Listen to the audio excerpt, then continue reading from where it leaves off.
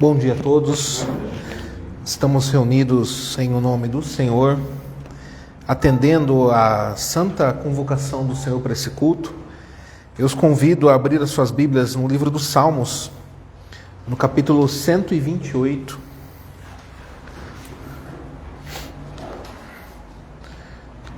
Livro dos Salmos, capítulo 128.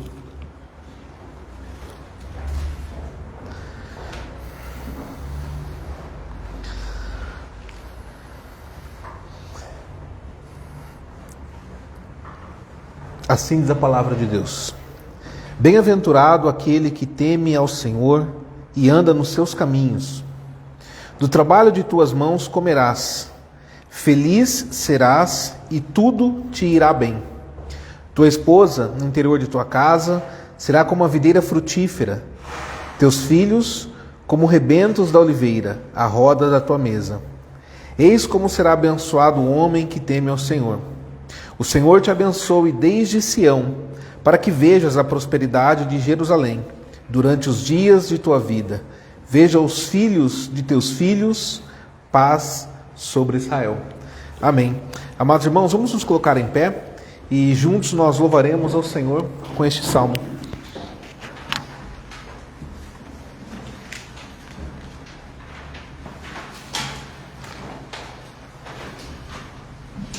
Bem-aventurado aquele que temor tem ao Senhor e que anda nos caminhos, os caminhos de Javé.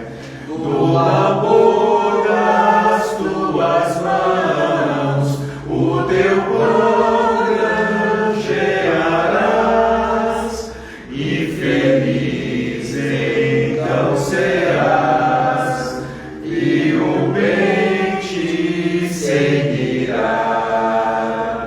Tua esposa em tua casa é videira a florescer, quais rebentos de oliveira, os teus filhos brotarão. Ao redor da tua mesa, todos juntos estarão. Eis a bênção que alcança quem assim teme ao Senhor. Que o Senhor te abençoe desde o monte de Sião, e em Jerusalém tu vejas todo o bem que haverá. Pelo tempo dos teus dias, pelos anos do viver, filhos dos teus filhos vejas, seja paz sobre Israel. Amém. Convido o pastor Messias a dirigir o culto de hoje.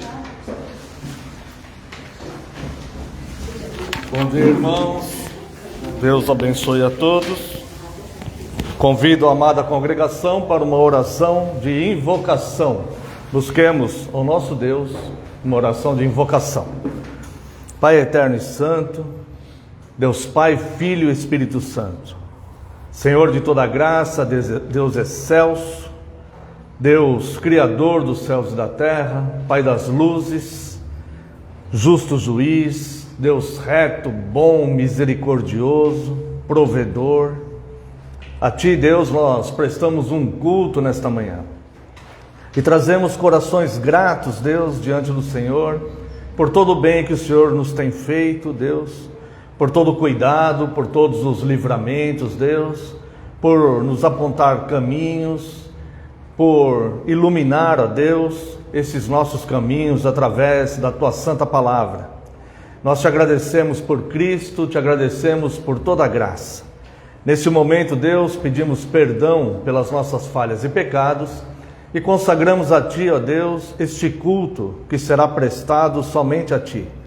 Nos unimos a todos aqueles que são fiéis e que o adoram em espírito e em verdade, para que nesse momento, Deus, este culto possa agradar o Teu coração, apesar da nossa fraqueza, da nossa simplicidade. Esse é o nosso desejo.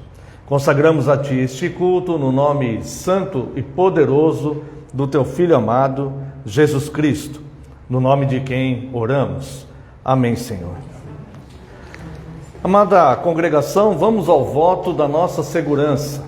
Amada Igreja do Senhor Jesus Cristo, onde está o nosso socorro? O nosso socorro está em o nome do Senhor, Criador dos céus e da terra. Graça a vós outros e paz da parte de Deus, nosso Pai, e do Senhor Jesus Cristo. Amada congregação, pode assentar-se. Convido os irmãos para a leitura do Salmo 25.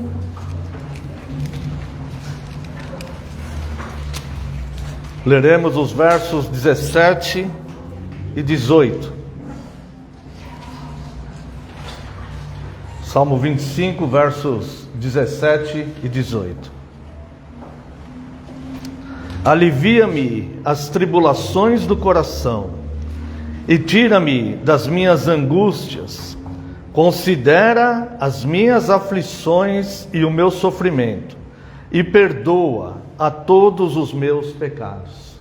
Interessante aqui o salmista, nestes 2 versículos, ele faz pedidos que são necessários a ele. Ele entende que esses pedidos são necessários a ele.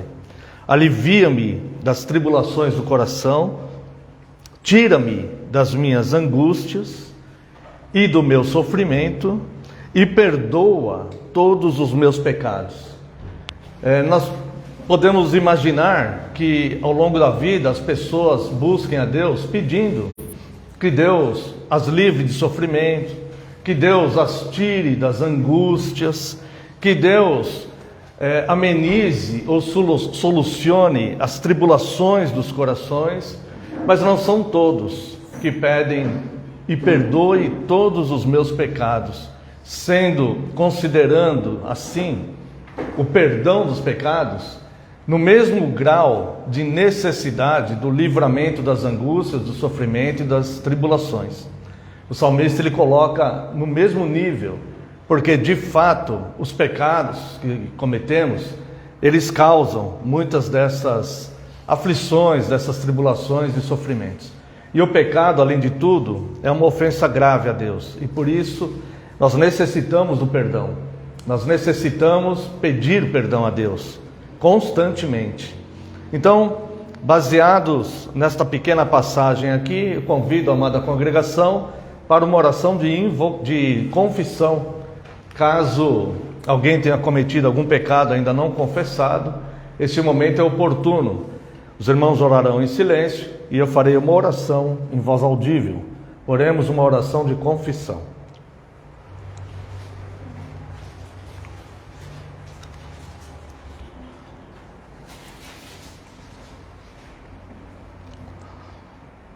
Senhor eterno Pai, o Senhor que é um Deus santíssimo, imaculado, Deus perfeito, o Senhor, pelas Tuas misericórdias, Senhor, uma vez que os nossos pecados fazem separação entre nós e o Senhor providenciou a cruz, o Senhor enviou o Seu próprio Filho, Deus, para pagar o preço que os nossos pecados causaram. E por isso, Deus, nós agradecemos ao Senhor, nos envergonhamos, Deus, porque pecamos contra Ti muitas vezes, pecamos contra o nosso próximo, pecamos contra nós mesmos, e isso nos causa tristeza, Deus, nos causa vergonha, isso produz em nós um arrependimento.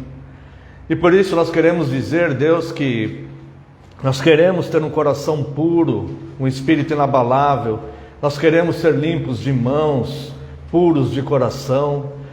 E para isso nós precisamos do Teu auxílio e rogamos pelo Teu auxílio.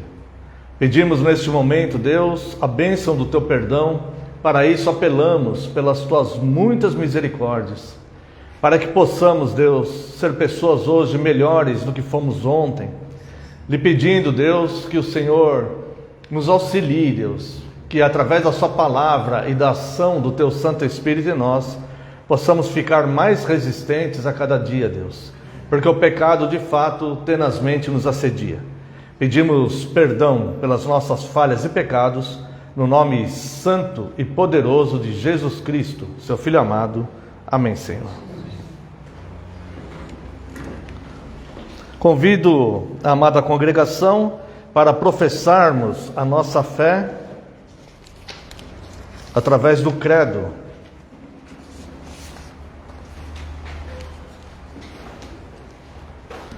Creio em Deus Pai, Todo-Poderoso, Criador do céu e da terra, e em Jesus Cristo, Seu único Filho, nosso Senhor, que foi concebido pelo Espírito Santo, nasceu da Virgem Maria, padeceu sob Pôncio Pilatos, foi crucificado, morto e sepultado, desceu ao inferno. No terceiro dia ressurgiu dos mortos. Subiu ao céu e está sentado à direita de Deus Pai Todo-Poderoso, de onde há de vir a julgar os vivos e os mortos. Creio no Espírito Santo, na Santa Igreja Universal de Cristo, na comunhão dos santos, na remissão dos pecados, na ressurreição do corpo e na vida eterna. Amém. Professamos assim a nossa fé através do credo apostólico. Convido a amada congregação para louvarmos a Deus com o Salmo 121.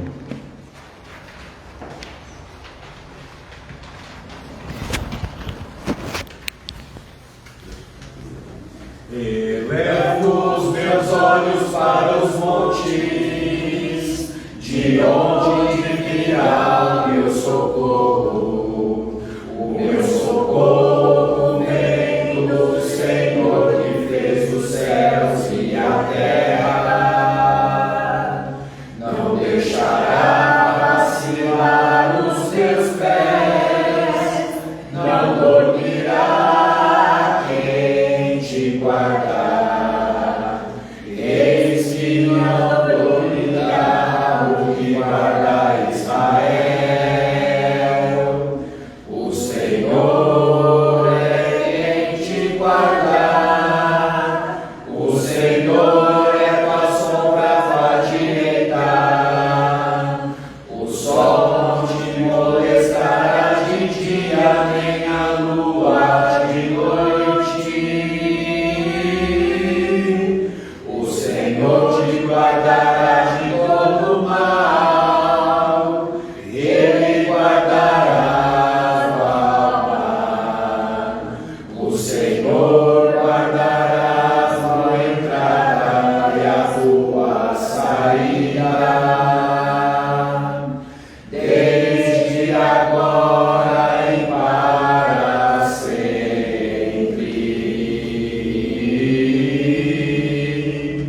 Desde agora e para sempre. Convido a amada congregação para meditarmos no dia do Senhor 28. Estamos estudando os sacramentos, estudamos o que são os sacramentos, o que eles representam, estudamos também acerca do Santo Batismo e hoje vamos falar um pouco acerca da Santa Ceia do Senhor. Dia do Senhor 28, pergunta 75. De que modo a Santa Ceia lhe faz saber e lhe assegura que você tem parte no único sacrifício de Cristo na cruz e em todos os seus dons? Resposta: do seguinte modo: Cristo ordenou-me e a todos os crentes comer do pão partido e beber do cálice em sua memória. Juntamente com esse mandamento, ele deu as seguintes promessas. Primeira, tão certo como vejo com os meus olhos o pão do Senhor partido por mim e o seu cálice dado a mim, assim também foi o seu corpo ofertado por mim e o seu sangue derramado por mim na cruz. Segunda, tão certamente quanto recebo das mãos do ministro e provo com a minha boca o pão e o cálice do Senhor como sinais seguros do corpo de Cristo, do corpo e do sangue de Cristo, assim também ele mesmo, com o seu corpo crucificado e o seu sangue derramado, alimenta e nutre a minha alma para a vida eterna. Irmãos, o domingo do Senhor, dia 28, o dia do Senhor, dia 28, trata da Santa Ceia, assim como os próximos 2 dias do Senhor também, o dia do Senhor 29 e o dia do Senhor 30. Eles vão também cuidar deste mesmo assunto. A resposta 75 fala dos símbolos, pão e vinho, e da promessa que eles simbolizam. Daqui a pouco leremos a resposta 76, as respostas 76 e 77. A 76 fala mais do conteúdo dessa promessa. E a 77 diz onde essa promessa se encontra na Bíblia. O que Cristo mandou fazer na Santa Ceia. Convido a amada congregação para abrirem suas Bíblias na primeira carta do apóstolo Paulo aos Coríntios, capítulo 11.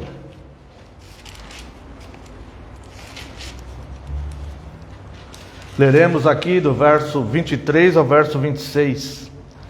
Porque eu recebi do Senhor o que também vos entreguei, que o Senhor Jesus, na noite em que foi traído, tomou o pão, e tendo dado graças, o partiu e disse: isto é o meu corpo que é dado por vós, fazei isto em memória de mim. Por semelhante modo, depois de haver ceado, tomou também o cálice, dizendo: este cálice é a nova aliança no meu sangue. Fazei isto todas as vezes que o beberdes, em memória de mim.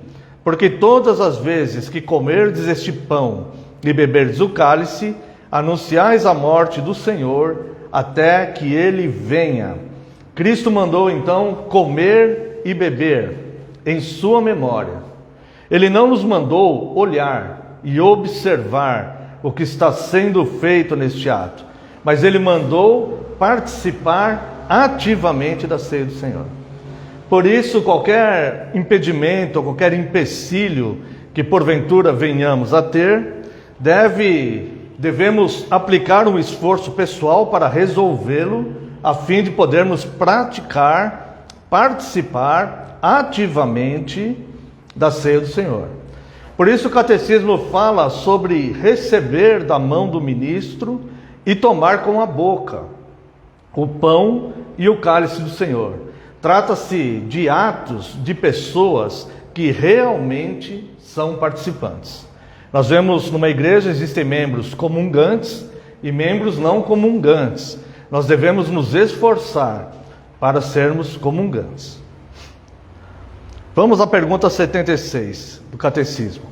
O que significa comer o corpo crucificado de Cristo e beber o seu sangue derramado? Resposta: primeiro, aceitar de todo o coração todo o sofrimento e morte de Cristo, e assim receber o perdão dos pecados e a vida eterna. Segundo, ser unido cada vez mais ao seu corpo, ao santo corpo de Cristo, pelo Espírito Santo, que vive tanto nele quanto em nós. Portanto, embora Cristo esteja no céu e nós estejamos na terra, somos carne da sua carne e ossos dos seus ossos. E vivemos eternamente e somos governados por um único Espírito, assim como os membros do nosso corpo o são por uma única alma. Então nós vemos aqui na pergunta 76, na resposta 76, que nós devemos aceitar de todo o coração o sofrimento e a morte de Cristo. Por isso nós precisamos entender qual foi o sofrimento de Cristo. É muito necessário que a igreja entenda e perceba e guarde no coração o sofrimento pelo qual ele padeceu. Sendo filho de Deus e vindo com a missão redentora, bastava ser crucificado na cruz e sofrer ali apenas aqueles momentos. Não, Cristo ele teve uma vida de dores, ele teve uma vida de rejeição, ele teve uma vida de abandono, até mesmo seus próprios irmãos biológicos, que depois vieram a se converter, esses próprios irmãos não acreditavam nele. Muitas vezes até zombavam dele. Algumas vezes o consideravam como louco, como uma passagem que vemos no Novo Testamento, onde eles dizem, ele está fora de si. Cristo ele teve uma vida de rejeição, ele foi rejeitado desde o seu nascimento. As hospedarias não ofereciam lugar para recebê-lo. Ele teve que nascer num lugar apropriado para animais e não para pessoas, muito menos para o Rei do Universo, muito menos para o Deus que esteve entre nós. Então é necessário que a igreja conheça aprofundadamente o sofrimento de Cristo, para que possa dar valor ao que ele fez para resgatar a cada um, sabendo e tendo a consciência que o causador de tudo isso foi o nosso próprio pecado. Então a igreja que não reconhece, o cristão que não se importa, que não medita no sofrimento de Cristo, normalmente vai ser um cristão, eu vou usar uma expressão meio que de gíria, né? Uma expressão mais cotidiana. Vai ser aquele cristão mimado, que ele não vai reconhecer o sofrimento que Cristo passou por ele. Vai ser aquele cristão que pensa que tudo gira em volta dele, que ele é o centro das atenções. Por isso ele tem o direito de receber todo o benefício e todo o favor. E não é assim. Os servos somos nós. E Cristo fez tudo isso por nós. Então a nossa resposta é gratidão. Nós servimos por gratidão, nós cultuamos por gratidão, nós congregamos por gratidão, nós procuramos ter uma vida santa e piedosa por gratidão.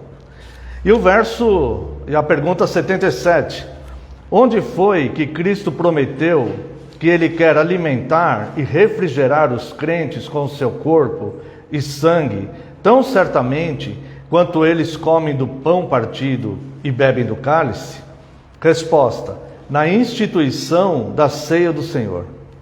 O Senhor Jesus, na noite em que foi traído, tomou o pão e, tendo dado graças, o partiu e disse: isto é o meu corpo que é dado por vós, fazei isto em memória de mim.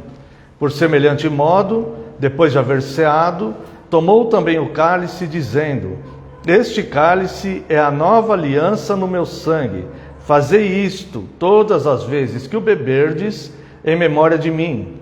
Porque todas as vezes que comerdes este pão e beberdes o cálice, anunciais a morte do Senhor, até que Ele venha. 1 Coríntios capítulo 11, verso 23 a 26. O apóstolo Paulo já havia se referido a essa promessa quando disse: porventura o cálice da bênção que abençoamos não é a comunhão do sangue de Cristo? O pão que partimos não é a comunhão do corpo de Cristo? Porque nós, embora muitos, somos unicamente um pão, um só corpo, porque todos participamos do único pão. 1 Coríntios capítulo 10, versos 16 e 17. Então o catecismo ele nos ensina uma realidade espiritual, pela obra do Espírito Santo na Santa Ceia. É Ele quem habita em Cristo e em nós. Ele nos une a Cristo. Esta união a Cristo significa também viver pelo Espírito Santo e, muito importante, ser governado por Ele. Quando nós temos o senhorio de Cristo, não somos mais nós que tomamos as nossas decisões baseados no nosso pensamento, nas nossas vontades, mas tomamos as decisões baseados na vontade de Cristo. Por isso nós devemos conhecê-la. A Santa Ceia tem seu lugar na obra do Espírito Santo em nossas vidas. Cristo manda que seus fiéis recebam o cálice, sim, Manda sim. Paulo fala sobre beber do cálice, contrário à prática da Igreja Católica Romana, onde somente o sacerdote bebe o vinho. Os reformadores e as igrejas da Reforma voltaram ao ensino de Cristo. Na Santa Ceia há 2 elementos, não apenas um, são 2 elementos, pão e vinho, e estes são para todos os fiéis, todos para aqueles que desejam ser fiéis e manterem comunhão com Cristo. O que 1 Coríntios 10, 16 e 17 ensina para a igreja, foi o que lemos agora.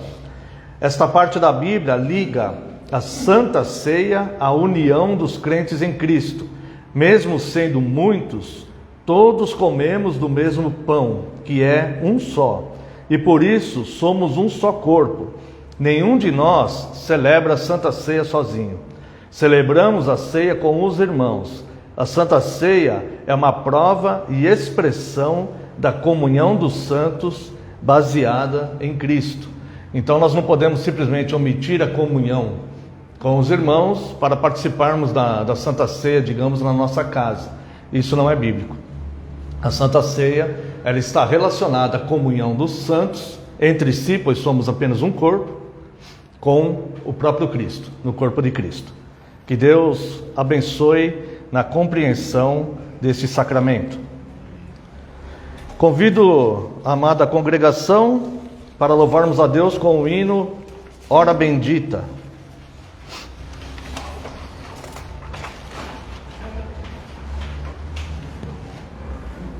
Bendita a hora de oração que acalma aflito coração, o qual por meio de Jesus ao Pai suplica auxílio e luz.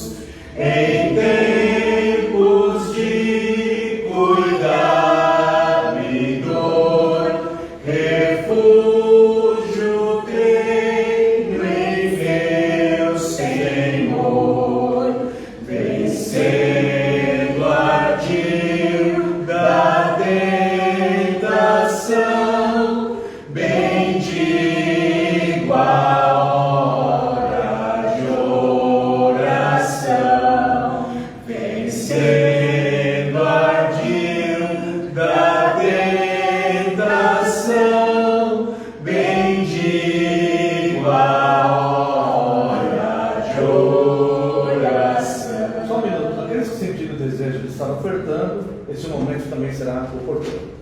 Bendita a hora de oração, quando a fervente petição se eleva ao trono do Senhor, que atende a voz do meu clamor, pois Ele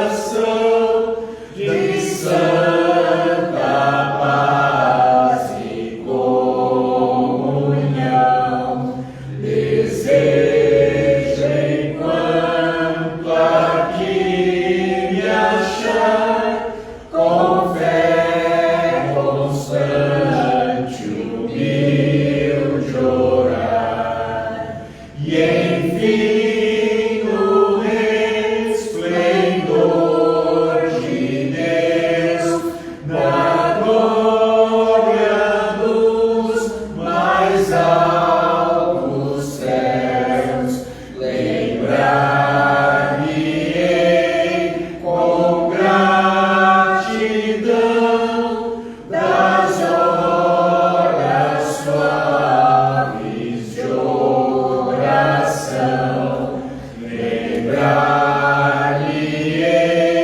com gratidão das horas suaves de oração. Convido a amada congregação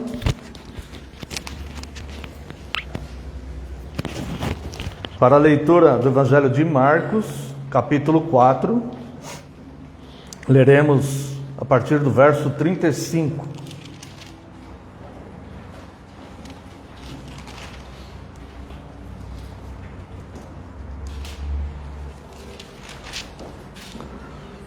Naquele dia, sendo já tarde, disse-lhe Jesus: passemos para outra margem. E eles, despedindo a multidão, o levaram assim como estava no barco, e outros barcos o seguiam. Ora, levantou-se grande temporal de vento, e as ondas se arremessavam contra o barco, de modo que o mesmo já estava a encher-se de água. E Jesus estava na popa, dormindo sobre o travesseiro. Eles o despertaram e lhe disseram: Mestre, não te importa que pereçamos? E ele, despertando, repreendeu o vento e disse ao mar: acalma-te, emudece. O vento se aquietou e fez-se grande bonança. Então lhes disse: por que sois assim tímidos? Como é que não tendes fé? E eles, possuídos de grande temor, diziam uns aos outros: quem é este, que até o vento e o mar lhe obedecem? Também convido a amada congregação para a leitura do livro de Jonas,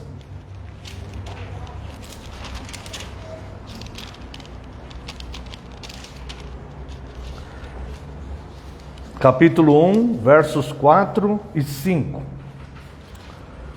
Mas o Senhor lançou sobre o mar um forte vento, e fez-se no mar uma grande tempestade, e o navio estava a ponto de se despedaçar. Então os marinheiros, cheios de medo, clamavam cada um ao seu Deus, e lançavam ao mar a carga que estava no navio, para o aliviarem o peso dela. Jonas, porém, havia descido ao porão e se deitado, e dormia profundamente. E quero ainda convidar a amada congregação para a leitura do primeiro livro dos Reis, capítulo 17,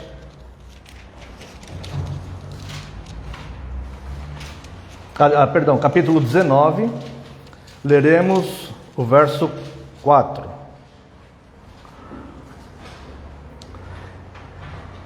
Ele mesmo, porém, se foi ao deserto, caminho de um dia, e veio e se assentou debaixo de um zimbro, e pediu para si a morte, e disse: basta, toma agora, ó Senhor, a minha alma, pois não sou melhor do que meus pais. Deitou-se e dormiu debaixo do zimbro. Eis que um anjo tocou e lhe disse: levanta-te e come. Olhou ele e viu junto à cabeceira um pão cozido sobre pedras em brasa e uma botija de água. Comeu, bebeu e tornou a dormir. Até aqui, vamos fazer uma breve oração. Pai eterno, bendito e santo, a Ti rendemos toda a graça, Deus, todo louvor, toda adoração, ó Deus. Trazemos toda a nossa gratidão diante do Senhor. E neste momento, Pai, diante da Tua Santíssima Palavra, rogamos pelo Teu auxílio, o Senhor que é todo-poderoso, o Senhor que pode todas as coisas. Por favor, fale conosco, Senhor. Que o Seu Santo Espírito, Pai, segundo a Tua vontade, possa iluminar nas nossas almas e corações essa Tua Palavra já revelada. E que neste momento, Senhor, eu diminua e só prevaleça a Tua Palavra, porque a Tua Palavra é a verdade. Em nome de Jesus, Teu Filho amado, é que oramos. Amém, Senhor. Amada Igreja do Senhor Jesus Cristo, venho-vos proclamar o Senhor da fé, a verdadeira e plena fé. Obrigado, Deus abençoe. Aproveitar e tomar. A verdadeira e plena fé. Esta fé plena e verdadeira, ela elimina o desassossego da alma, ela revigora o ânimo e a disposição, e ela renova as forças para que possamos enfrentar e vencer a dinâmica da vida. O apóstolo Paulo, em sua carta aos Coríntios, diz que não são poucos os que dormem na fé. Ele faz essa declaração na primeira carta aos Coríntios, capítulo 11, verso 30. Lemos 3 textos. O Senhor Jesus dormindo num barco, Jonas dormindo num barco e Elias dormindo embaixo de um zimbro. Qual a diferença entre o sono de Cristo, o sono de Jonas e o sono de Elias? Ao meditar nisso, espero que nós possamos tirar lições práticas sobre as nossas vidas, a nossa rotina. Qual a diferença entre o sono de Cristo, de Jonas e de Elias? Jonas dormia, pois estava fraco e cansado. Dormia porque estava fraco e cansado. E o que deixou Jonas fraco e cansado foi o ato de tentar fugir de Deus. Ao priorizar e escolher a sua vontade e as suas próprias obras e as suas próprias decisões, Jonas se viu na situação de ter que fugir de Deus. E isto aniquilou suas forças e por isso ele caiu num sono profundo, num sono tão profundo que ele não percebeu que o barco ia a pique, o barco ia naufragar. Os marinheiros estavam desesperados, jogando o peso do barco no mar, tentando algum recurso para se manter na superfície, mas Jonas nem sequer percebia, ele não percebeu o perigo, porque ele estava exausto, porque o que ele escolheu fazer é cansativo, exaustivo e impossível obter êxito, impossível para qualquer homem. Era tentar fugir de Deus para manter a sua própria vontade. Elias dormia porque estava abatido pelo medo, pela tristeza e o desânimo. Todos nós conhecemos tanto a história de Jonas como a história de Elias.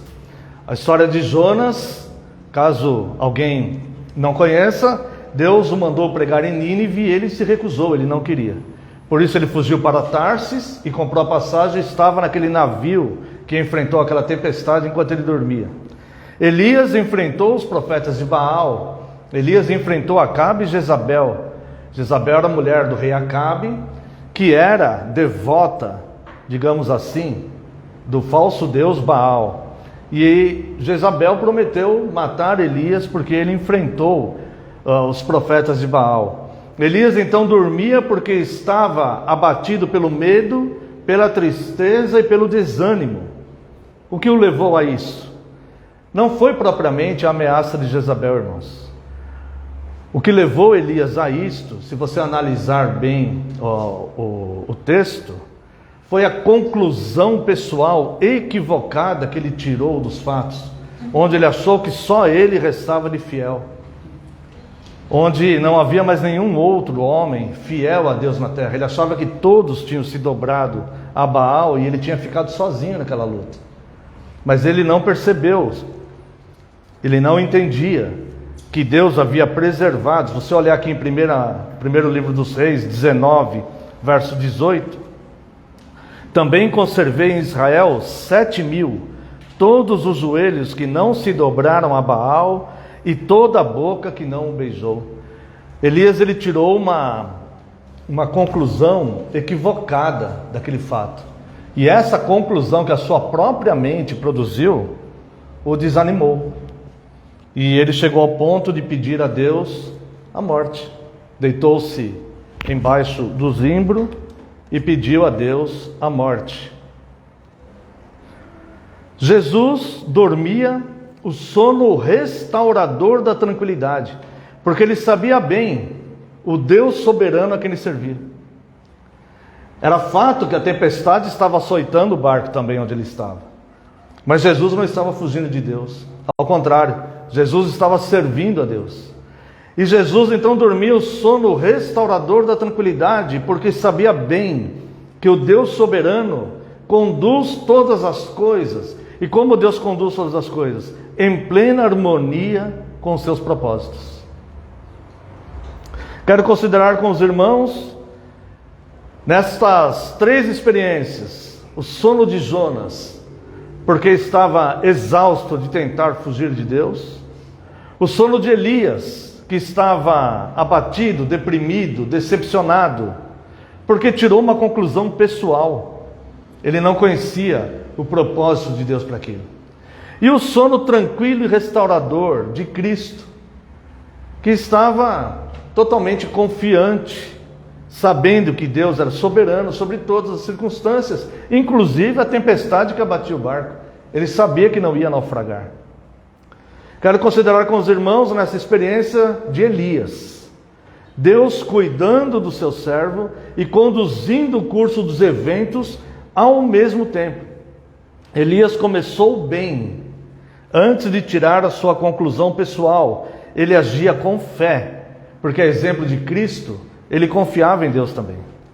Então eu quero que os irmãos percebam nesta pequena meditação a diferença entre o Elias antes de tirar a sua conclusão pessoal, o Elias que vivia de fato pela fé, e o Elias que tirou uma conclusão pessoal e resolveu entregar os pontos.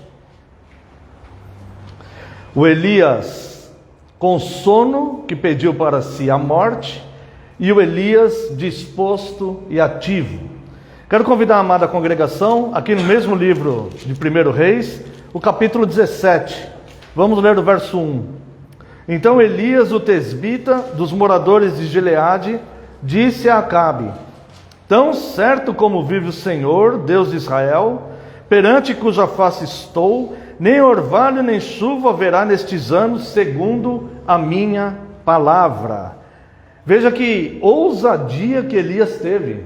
Ele enfrentou o rei, ele foi falar com o rei, ele fez o que tinha que ser feito naquela época, para resgatar aquela nação, daquela profanação, daquele culto idólatra, que o rei, principalmente a rainha, a esposa de Acabe, Jezabel, estavam promovendo na nação. Ele foi diretamente ao rei, com ousadia. E é tão interessante observar isso aqui, irmãos, que ele confiava tanto, que ele faz uma profecia ao rei, dizendo que por aquele período de 3 anos, nem orvalho, não cairia chuva nem orvalho na terra, e ele fala, segundo a minha palavra. Este é o Elias ativo. Não que nós devamos usar hoje segundo a minha palavra, porque as escrituras já estão completas e a revelação toda está completa, mas nós devemos viver segundo a palavra de Cristo, para que os nossos sonos sejam também restauradores. Elias, ele teve coragem para obedecer a ordem para sair. Veja o verso 2 aqui do capítulo 17. Veio-lhe a palavra do Senhor dizendo: retira-te daqui, vai para o lado oriental e esconde-te junto à torrente de Queribe, fronteira do Jordão. Elias, ele teve a ousadia de falar com o rei, e Deus o protegeu, porque Deus havia concedido este dom extraordinário a Elias, e Deus conhecia a intenção de Elias. Deus sabia que Elias estava com zelo por Deus, pela sã doutrina, pela verdadeira adoração, combatendo todo aquele mal que estava sendo colocado na nação. E obviamente Deus sabia que Elias, a partir daquele momento, tinha assinado, humanamente falando, tinha assinado uma sentença de morte. E Deus então fala para Elias: saia daqui. Veja o verso 2: retira-te daqui, vai para o lado oriental e esconde-te junto à torrente de Queribe, fronteira ao Jordão. Beberás da torrente, e ordenei aos corvos que ali mesmo te sustentem. Observe que quando veio a palavra do Senhor dizendo: retira-te daqui, vai para o lado oriental e esconde-te junto à torrente, Elias, ele simplesmente obedeceu. Elias poderia dizer: não, eu estou capacitado com dons extraordinários, eu posso clamar e pedir que venha um raio sobre Jezabel. Mas Elias não pensou nisso. O primeiro pensamento daquele que de fato serve a Deus, daquele que de fato tem amor e gratidão por Deus, daquele que de fato está vivendo a fé em Deus, é a submissão a Deus, nunca a exaltação pessoal. Lembra, nós falamos uma outra vez o que João Batista disse: importa que eu diminua e que ele prevaleça. Então Elias, mesmo sendo capacitado com aquele dom extraordinário, Elias, ele prioriza a obediência, ele era submisso a Deus. E nós lemos aqui o verso 4, né? E nós vamos ver a resignação que Elias teve para aceitar o momento. Verso 4: beberás da torrente, e ordenei aos corvos que ali mesmo te sustentem. Foi, pois, e fez segundo a palavra do Senhor. Retirou-se e habitou junto à torrente de Queribe, fronteira ao Jordão. Os corvos lhe traziam pela manhã pão e carne, como também pão e carne ao anoitecer, e bebia da torrente. No início deste culto nós falamos uma diferença que existe entre o cristão que medita no sofrimento de Cristo, entre o cristão que procura entender o sofrimento de Cristo, e o cristão que ele não medita no sofrimento de Cristo, e ele vai acabar se achando ele o centro das atenções. Elias, se ele fosse nos dias de hoje o segundo cristão que nós mencionamos, ou seja, aquele que acha que tudo gira em torno dele, que Deus vai trabalhar por ele, que Deus vai exaltá-lo e que Deus vai fazer tudo por ele, simplesmente ele questionaria a Deus agora aqui. Porque ele diria: por que corvos? Irmãos, os corvos, eles eram considerados ave imunda pelos judeus. Eles são aves de rapina. Os corvos, eles se alimentam de restos mortais. Por que não aves puras e aves limpas para trazerem o alimento, a carne para Elias? Uma vez que o próprio Elias profetizou que haveria fome, Deus honrou esta palavra, porque Elias estava servindo a Deus com fidelidade e o coração submisso a Deus. Elias estava obedecendo a Deus. Deus mandou Elias ir para aquela torrente onde havia água. Ali a água ainda não havia secado.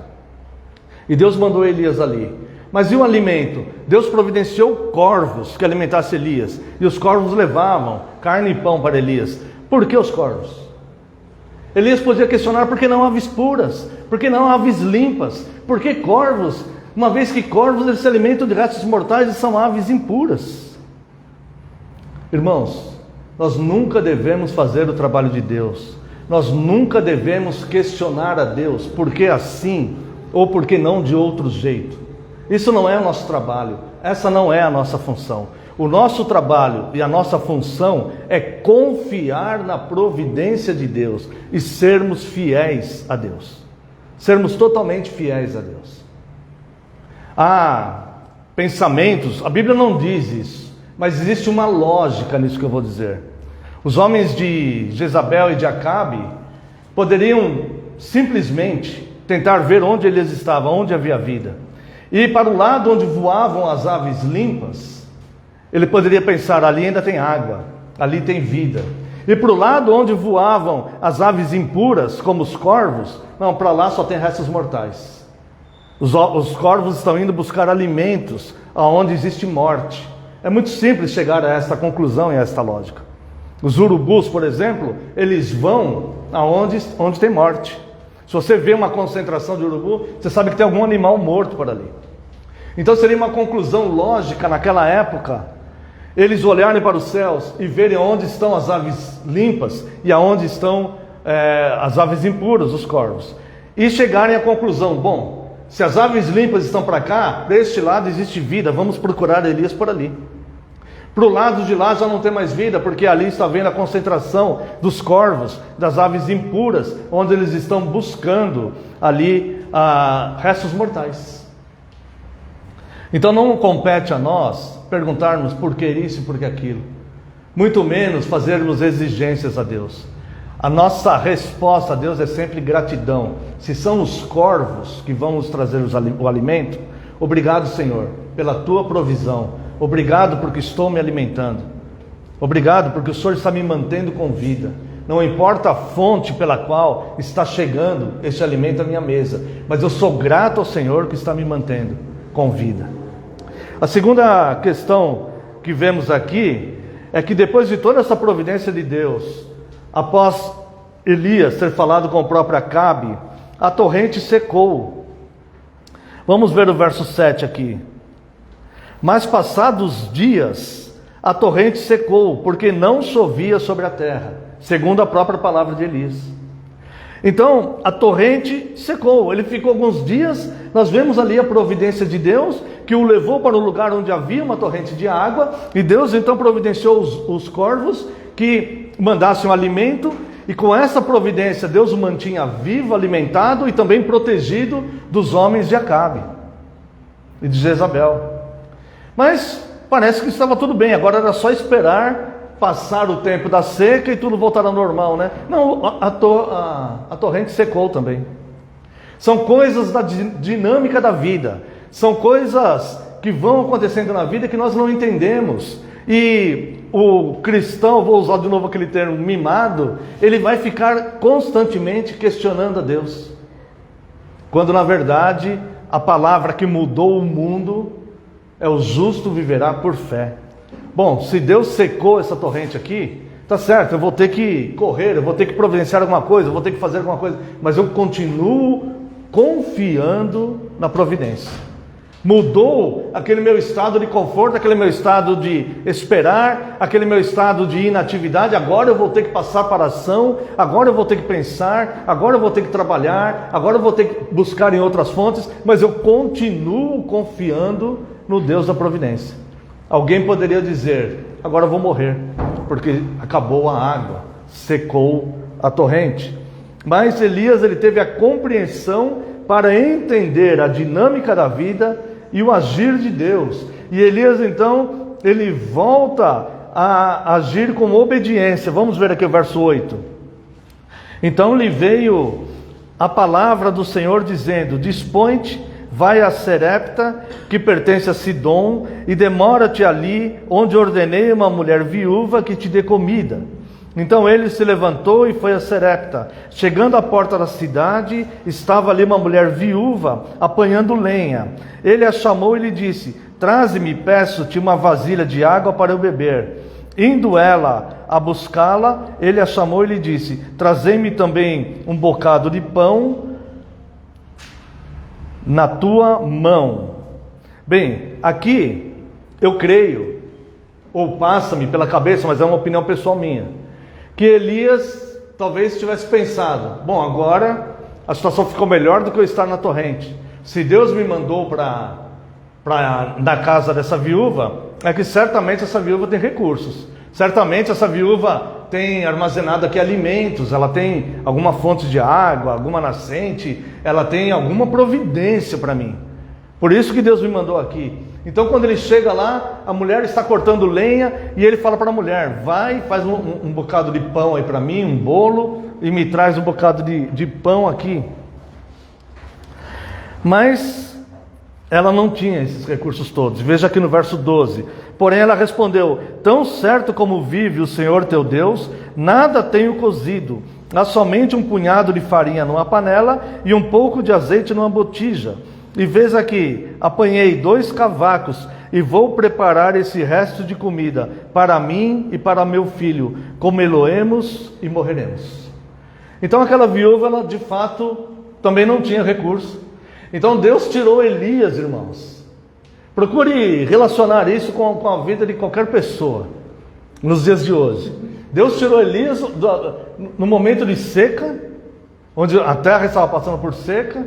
Deus havia colocado Elias no lugar onde Deus o protegia, onde havia uma torrente de água, e Deus mandava os corvos para ele. Mas só que aquela torrente secou. E Deus então manda ele procurar uma viúva na cidade de Serepta. Provavelmente, a Bíblia não diz, né? Mas provavelmente ele pensou: bom, ali tem recurso. Quando chegou lá, ele pediu alimento para aquela viúva, ela fala: só tenho essa pequena porção, vou fazer para mim e para o meu filho, porque nós vamos comer e vamos morrer, porque depois disso não tem mais. É o último recurso. Mas Elias, mais uma vez, ele parece que compreender a Deus, porque parece que ele entende, parece que a visão dele não é aquela assim: Deus está me protegendo, Deus está me guardando, Deus está me alimentando. Não é só isso a visão dele. Deus está preocupado com essa viúva. Se Deus me mandou aqui, é porque Deus tem alguma coisa com essa viúva. Talvez essa viúva tenha orado a Deus por alguma coisa, e eu sou a resposta de oração para essa viúva. Foi por isso que secou a torrente de água. É por isso que aquele lugar onde eu estava de conforto, onde eu achei que ia ficar até o final, talvez por isso que eu não estou mais lá, inativo, inoperante, inútil. Eu sou o servo, e Deus é o Senhor. E quem sabe, irmãos, quem sabe, Elias não tenha pensado: acho que essa mulher, no seu desespero, clamou pelo seu filho: Senhor, eu vou morrer. Quem sabe não foi isso? Sabe por que eu penso isso? Porque o resto do texto aqui, parece que Deus vai mostrar a glória dele para aquela mulher, justamente numa situação que vai acontecer aqui com o filho dela. E aí Elias, então, ele não vai reclamando, ele não vai questionando. Ele falou: Senhor, por que o Senhor me tirou daquele ribeiro? Por que o Senhor fez secar a água daquele ribeiro? O Senhor pode todas as coisas, o Senhor poderia manter uma nascente ativa naquele ribeiro até passar esse período de seca, mas se o Senhor me mandou aqui, eu vou fazer essa mulher servir ao Senhor. E eu vou ensinar para ela preceitos básicos e elementares da fé. E olha só o que Elias acabou fazendo aqui, irmãos. Versos 13 a 16. Elias lhe disse: não temas. Esse é o primeiro princípio. Não temas. Confia em Deus. Lembra? Que você diminua, que ele cresça. Não temas. Confia na providência dele. Quem estava dormindo tranquilo, dos três que nós vimos, quem estava dormindo tranquilo era Cristo, porque ele não temia, ele sabia do poder de Deus para acalmar aquela tempestade. Ele mesmo tinha esse poder. E Elias diz aqui para a mulher, primeira coisa, verso 13: não temas, vai e faze o que disseste, mas primeiro faze dele para mim um bolo pequeno e traz-mo aqui fora, depois fará para ti mesmo e para teu filho, porque assim diz o Senhor, Deus de Israel: a farinha da tua panela não se acabará, e o azeite da tua botija não faltará, até o dia em que o Senhor fizer chover sobre a terra. Confia nessa palavra. Em vez de dar para você e para o teu filho primeiro, confia e dá para mim primeiro. Não são poucas as vezes, irmãos, que Deus age assim na nossa vida. Não foi assim com Abraão? Pega Isaac, teu filho, e sacrifica ele para mim. Como isso, irmãos? Meu filho, como isso? Como? É uma fé até difícil de entender, essa fé de Abraão. Confesso que se eu fosse o Abraão, eu ia vacilar na fé, eu ia perecer na fé. Mas Abraão foi lá. E imagina a vozinha do filho dele. Imagina um pai que ama seu filho levando lá, obedecendo a Deus. Machado, lenha, né? Imagina a voz do menino: pai, o senhor está com a lenha aí, o machado, mas cadê o cordeiro? Sem saber que era ele mesmo. E a resposta de Abraão, o pai da fé, né? Não é à toa que é chamado pai da fé. Quando nós vemos esses títulos, né? Pai da fé parece ser tão simples, né? Mas não, irmãos, não. Nunca foi simples para ninguém. E Abraão, então, ele responde a resposta da fé: o Senhor proverá. O Senhor proverá. Qual era o desejo de Abraão? Senhor, poupa meu filho. Senhor, o Senhor me pediu isso, eu sirvo ao Senhor, mas poupa meu filho. Irmãos, Deus nunca aceitou sacrifício humano. Tem a história de Jefté, que sacrificou a própria filha, mas não foi Deus que pediu. Dizem uns que ele não sacrificou, né? O texto deixa entender que ele sacrificou, mas não foi ele que pediu, foi um voto de tolo precipitado que Jefté fez. Esse assunto para outro sermão. E Abraão, então, ele fala para Isaac: Deus proverá. E agora que Elias fala para uma mãe viúva, sozinha, que cuida daquele filho, diante de uma fome na terra, não há mais água, escassez de alimento, ela só tem o suficiente para uma refeição. E ela fala: eu vou comer, vou dar para o meu filho vai comer também, vai morrer porque não tem mais para onde ir. Mas Elias lança a rede da fé no coração daquela mulher. Faz primeiro para mim e depois para você e para o seu filho. Tipo assim, parece um pedido tão estranho, né? Primeiro você faz para mim, depois que sobrar você faz para você e para o seu filho. Para uma mulher desesperada. Mas aí ele lança a palavra de Deus no coração daquela mulher. E ele fala assim: porque assim diz o Senhor, Deus de Israel, a farinha da tua panela não se acabará e o azeite da tua botija não faltará, até o dia em que o Senhor fizer chover sobre a terra. E a mulher confiou. Ela confiou na palavra. Foi ela e fez segundo a palavra de Elias. Assim comeram ele, ela e sua casa muitos dias. Da panela a farinha não se acabou, e da botija o azeite não faltou, segundo a palavra do Senhor, por intermédio de Elias.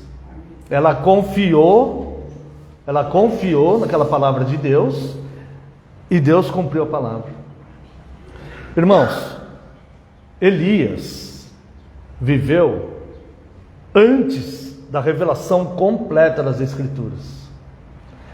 Hoje, o assim diz o Senhor as Escrituras. Deus fala conosco através das Escrituras. Nenhuma dessas palavras que foram reveladas pelo próprio Deus, elas mentirão para você. Nenhuma delas. Todas as profecias, todas as vezes, eu não me refiro a quando um homem diz para você, assim diz o Senhor. Não existe garantia nenhuma. Mas quando a palavra de Deus, quando você está orando na sua aflição, na sua angústia, e a palavra de Deus, e você vê Deus falando com você nas Escrituras, num sermão expositivo das Escrituras, nenhuma dessas promessas falhará na sua vida. Porque Deus não é homem para mentir. Nenhuma dessas promessas falharão na sua vida.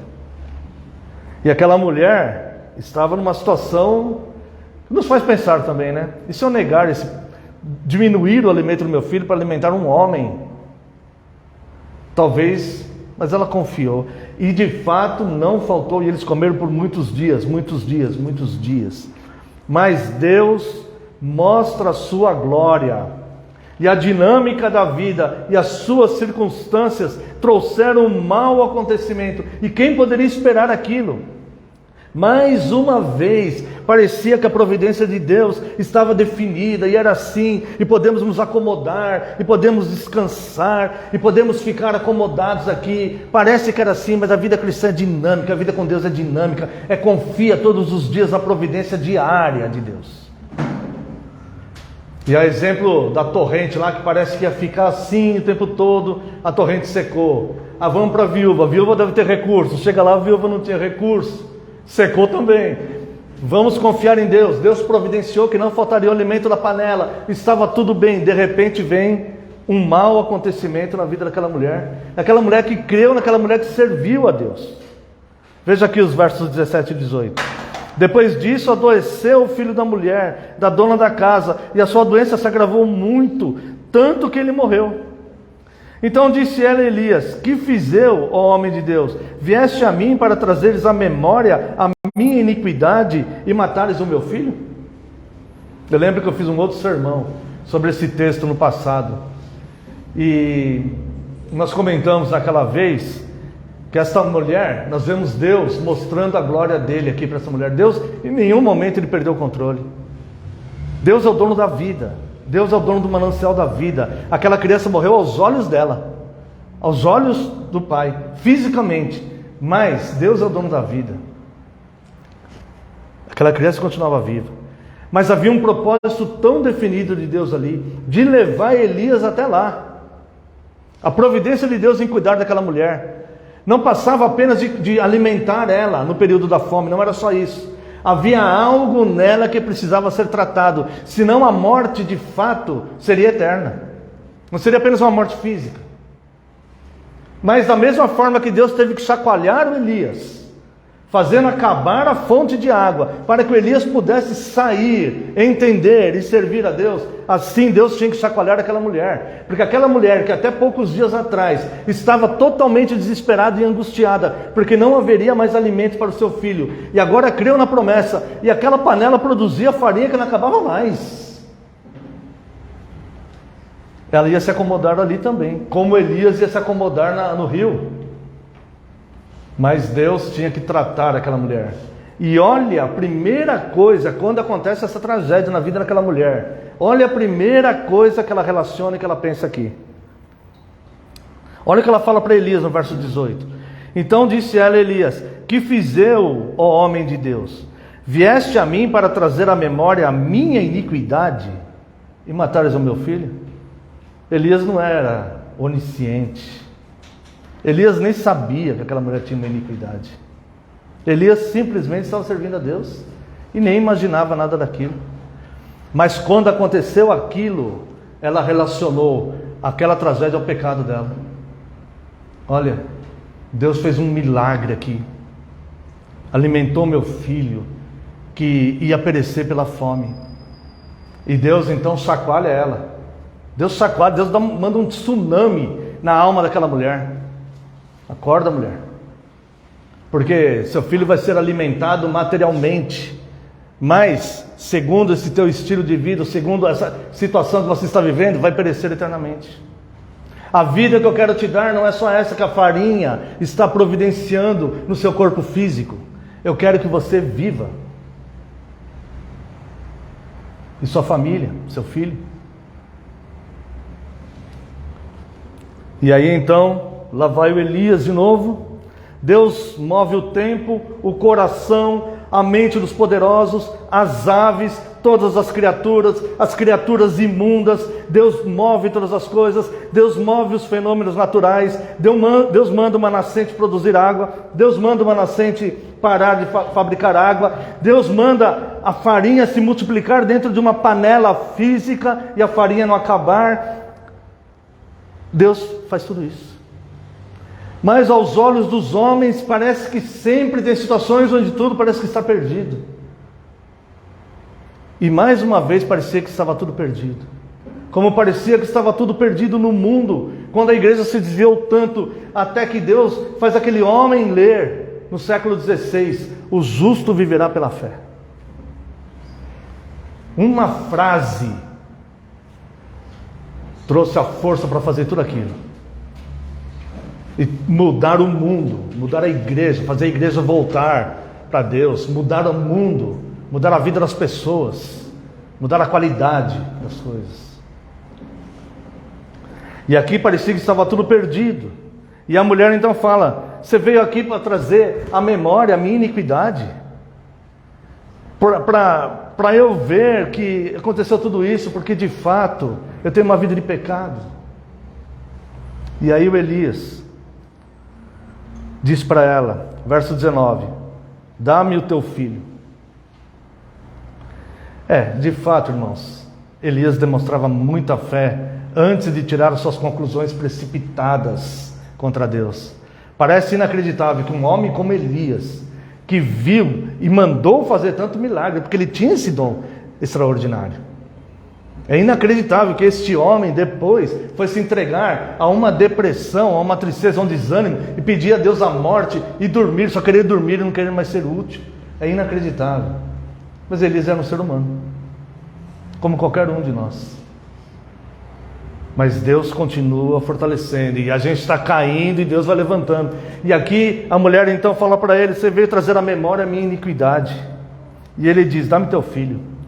Tomou dos braços dela e o levou para cima, ao quarto, onde ele mesmo se hospedava, e deitou o menino em sua cama. Então clamou ao Senhor e disse: olha só como a fé de Elias. Ele tinha aquele dom de fato, que Deus concedeu a ele, mas a fé dele era totalmente em Deus. Totalmente em Deus. Há alguém que possa dizer: não, mas quando ele falou para Acabe, ele falou segundo a minha palavra. Não, ele falou porque ele sabia que ele tinha aquele dom que vinha de Deus, e ele sabia que ele estava fazendo corretamente a obra de Deus. E aqui então, verso 20: então clamou ao Senhor e disse: ó Senhor meu Deus, também até esta viúva com quem me hospedo afligiste mandando teu filho? Entenda, perceba, Elias também não entendia os propósitos de Deus. Nós olhamos Elias como se ele fosse um super-homem, um homem onisciente que conhecesse todas as coisas. Elias, ele não conhecia o agir de Deus. Por que, Senhor? A mulher me hospedou, a mulher me deu o alimento. Por que o Senhor tirou a vida do filho dela? Mas realmente é difícil de entender, né? Mas Deus tem seus propósitos, Deus sonda mentes e corações, Deus sabe o futuro, Deus tem controle de tudo nas suas mãos. Não temas. Foi a primeira coisa que ele mesmo falou para a viúva: não temas. Então clamou o Senhor e disse, verso 20: ó Senhor Deus meu, também até esta viúva com quem me hospeda afligiste matando-lhe seu filho? E estendendo-se 3 vezes sobre o menino, clamou ao Senhor e disse: ó Senhor meu Deus, rogo-te que faças a alma deste menino tornar a entrar nele. E aí Deus ouviu a oração. Assim como Deus ouve a oração de Elias, Deus também ouve as nossas orações. O Senhor atendeu a voz de Elias, e a alma do menino tornou a entrar nele e viveu. Perceba que a vida está na alma da pessoa. Mesmo quando o corpo morre, a alma continua vivendo. E este corpo, ele voltou a viver porque aquela alma viva entrou naquele corpo de novo. Porque Deus assim determinou. Elias tomou o menino, o trouxe do quarto à casa e o deu à sua mãe e lhe disse: vê, teu filho vive.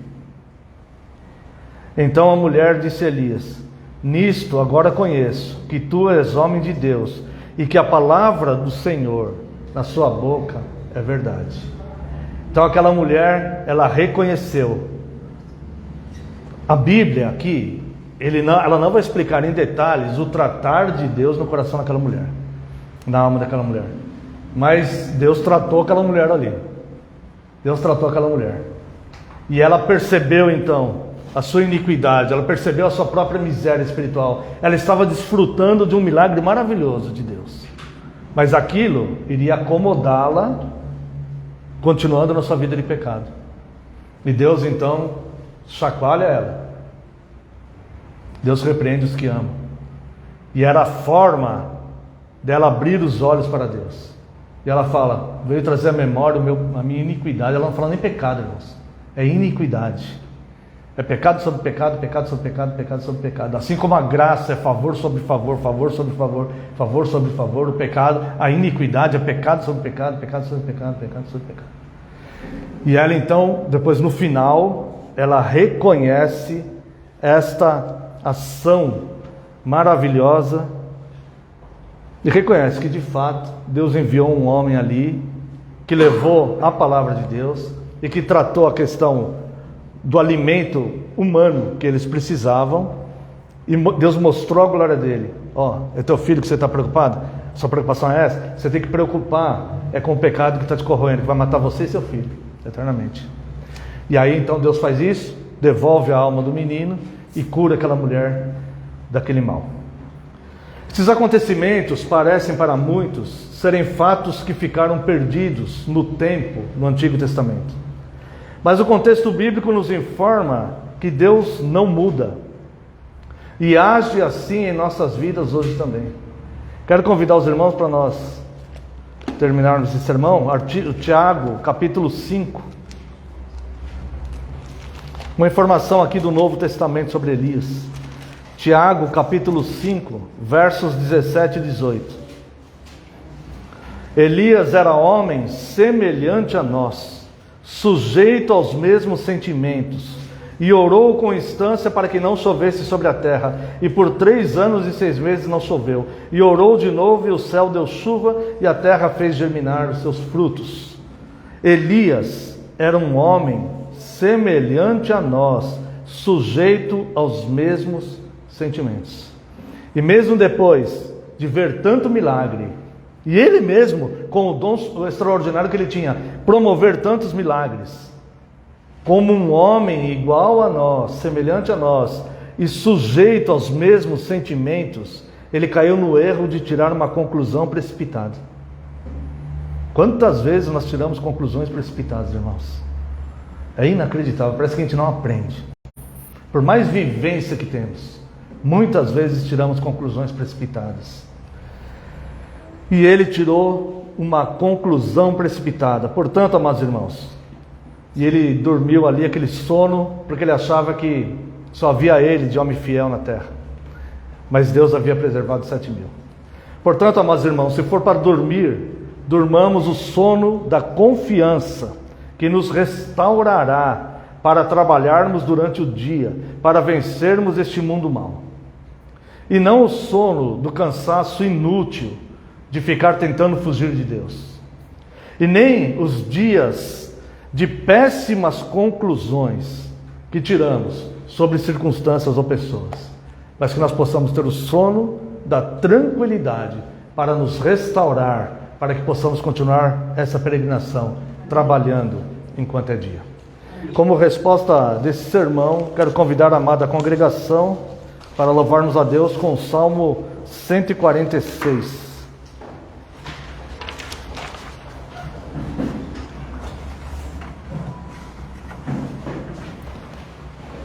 Aleluia, ó minha alma, glorifica o teu Senhor.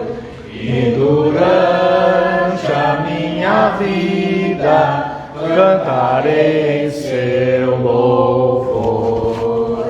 Não confieis em governantes, nem nos homens para salvar. Seus projetos cessam todos quando o Espírito lhe sai. Bem-aventurado aquele cujo Deus é o de Jacó, que recebe seu auxílio, esperando em Deus Javé. Ele fez os céus e a terra, fez o mar e tudo mais, e fiel eternamente o Senhor se manterá. Faz justiça aos oprimidos, ao faminto dá o pão. O Senhor liberta os presos, abatidos põe de pé. O Senhor ao justo ama, faz o cego enxergar. Sobre órfãos e viúvas seu amparo ele dá. O Senhor ao forasteiro lhe concede proteção, mas dos ímpios o caminho o Senhor transtornará. Para sempre o Senhor reina, ó Sião, teu Deus é rei. De uma geração a outra, reina Deus, aleluia. Convido a amada congregação que se coloque em pé. Estaremos fazendo uma oração de encerramento. Após a oração, a bênção. Após a bênção, peço aos irmãos que permaneçam. Temos avisos importantes hoje. Oremos. Pai precioso e santo, glorificado seja o teu nome. Senhor Deus, muito obrigado, Deus, pela tua provisão. Muito obrigado, Deus, porque sabemos que é o Senhor que conduz as coisas. Que mesmo quando a dinâmica da vida, Deus, possa parecer desfavorável, é o Senhor, ó Deus, quem está movendo todos os momentos, Deus, as circunstâncias, as situações, para favorecer alguém, para nos manter, para trazer a tua providência, a tua graça. Nós te agradecemos, Deus, porque o Senhor é Deus perfeito em todo o seu agir. E o Antigo Testamento, Deus, nos ensina como o Senhor agiu no meio dos homens. E o Novo Testamento nos ensina como o Senhor agiu a ponto de enviar seu próprio Filho, o próprio Deus, se tornando um de nós. Nós te agradecemos por todo o teu cuidado, pela tua graça, Deus, por todo o teu amor, pela tua proteção, por nos mostrar o caminho a seguir. Te glorificamos, porque somente o Senhor é Deus. Lhe pedimos, Deus, que o Senhor nos despeça em segurança, que o Senhor abençoe este local, Deus, cada oração que for feita aqui, cada sermão, cada estudo, nossos momentos de comunhão. Que o Senhor abençoe as nossas vidas, que o Senhor nos livre de todo mal, que o Senhor estenda a mão aos tentados, traga paz aos aflitos, se for da tua graça, que o Senhor cure os enfermos que estão no nosso meio, que possamos ser luz no mundo, Deus. Pedimos que o Senhor abençoe a nossa nação e que o Senhor abençoe todo o seu povo espalhado em toda a face da terra e traga paz a Jerusalém. Oramos no nome santo e sagrado de Jesus Cristo, seu Filho amado. Amém, Senhor, e glórias a Ti. Receba a bênção, irmãos. Que a graça do nosso Senhor Jesus Cristo, o amor do Deus Pai e a comunhão e as consolações do Espírito Santo sejam sobre vós, agora e para todos sempre. Amém e amém. Encerrado, irmãos, peço que os irmãos se sentem um pouco, por favor.